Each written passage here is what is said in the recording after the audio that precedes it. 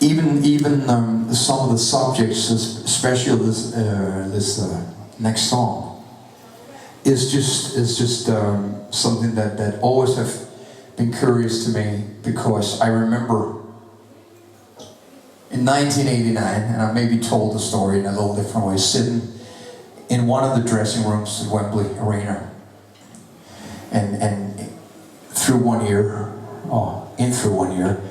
I can hear Skid Row out on stage, screaming at people, cursing at people, getting people all wild up and stuff like that.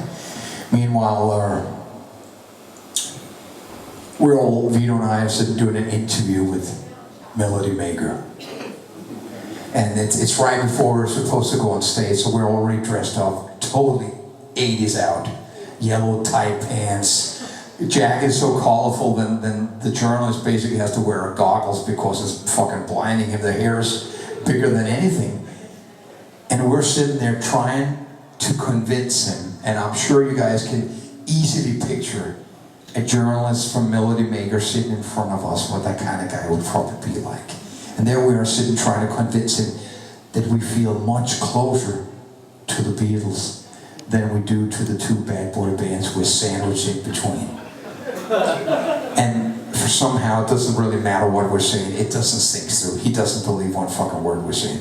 He fucking hates what we do. But somehow the magazine or the newspaper has sent him to do their version of reviewing a glam night at Wembley Arena.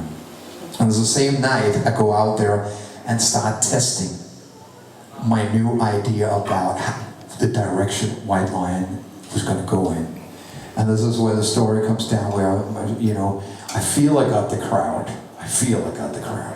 And then I start talking about oil spills on the beaches, saving the whale, talking about, I read a fucking article on the airplane over that the bald-headed eagle's eggs were cracking because there was so much mercury in the water.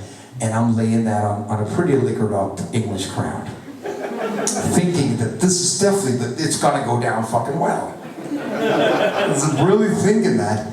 And here comes that vision that I've only seen once before. It's just a little different. And I remember in 1986 sitting in New York and watching Queen take on that full Wembley Stadium doing Radio Gaga, and then for the first time you saw these hands.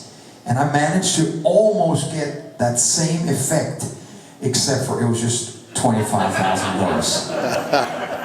And then suddenly there's silence. And then from the back of the arena here, and by the way, Mr. Tramp, we ain't got any bald-headed eagles in the United Kingdom. And I look out at Vito over there, he's going, I was trying so